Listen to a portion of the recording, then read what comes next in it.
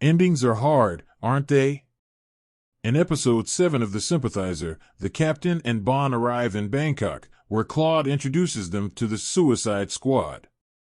He takes them to a local bar, saying, "Let's get funky," as a sort of last farewell before their seemingly inevitable deaths. "The end," says the captain. "Endings are hard, aren't they?" smirks the commandant. He urges the captain to revisit his draft and come up with an appropriate ending that would please the commissar. It is revealed that the captain has been working on his confession for over a year in solitary confinement.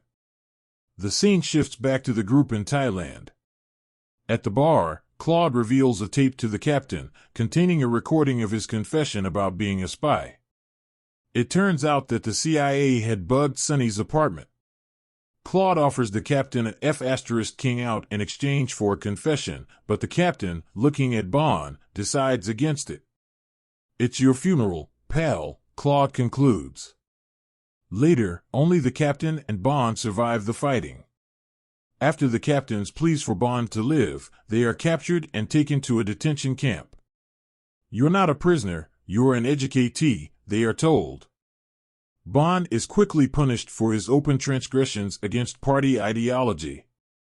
The captain requests a meeting with the commissar of the camp, an eerily masked figure who orders him to write his confession and be kept in solitary confinement, lest the other prisoners try to kill him. Write truthfully, for what proves favorable or unfavorable to your fortune might be different than you think. Write precisely, for we have nothing but time, he adds. More than a year later, the captain is finally released from solitary confinement and joins Bond and the other educates for their meal.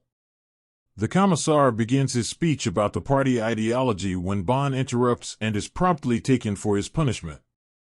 The captain asks the commissar for permission to say something and ends up singing a song. "All for one, and one for all," he says, showing his palm in the Three Friends Musketeer pledge. When the commissar allows the captain to visit him, it is revealed that the commissar is actually Man had been exposed to napalm on Liberation Day and now lives with a disfigured face, dependent on morphine. This is why he was slow to respond at times to the captain's letters. "I told you not to return," says Man, the commissar, as the captain is dragged away for torture by the commandant. "We don't think you lied in your confession, it's what you failed to confess," the commandant says as they proceed to torture the captain to help him remember what he forgot. The captain hallucinates Sonny and the major. After a series of electric shocks, the captain asks Man why they are doing this to him. Man explains that he did everything in his power to keep the captain alive. Through the solitary confinement and confession, Man had made sure the captain would stay alive and away from the torture that was in store for him. "But there are limits to my powers. The party is watching." He explains that the commandant can report Man for shirking his duty.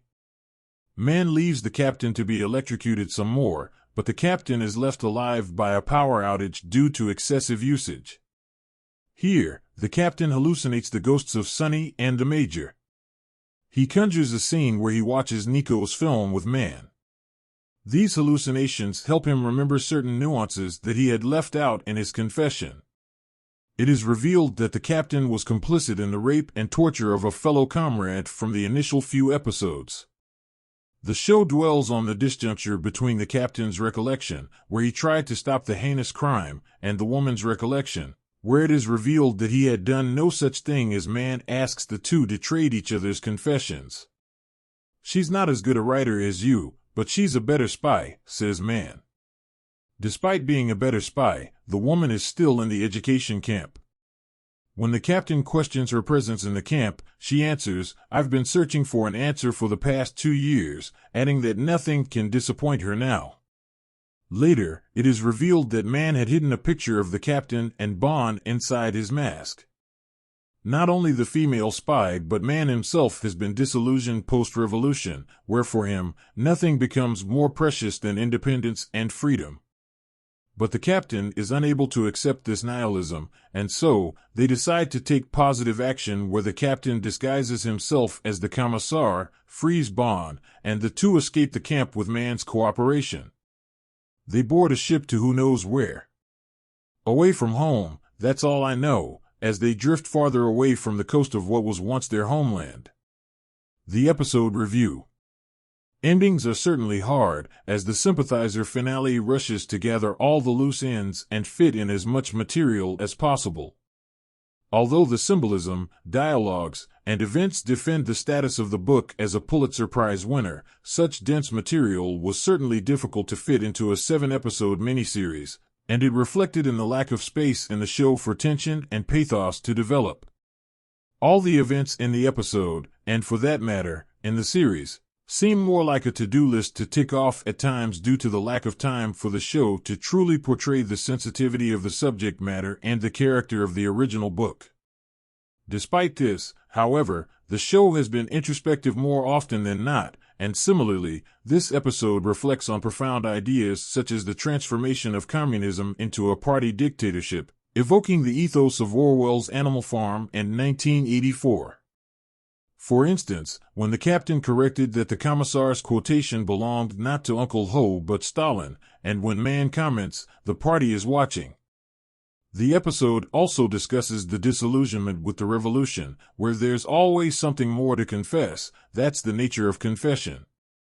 If the best spy, who had sacrificed her honor for the revolutionary cause, is still treated as a prisoner and a threat where she cannot be anything but disappointed, what's the future for the captain?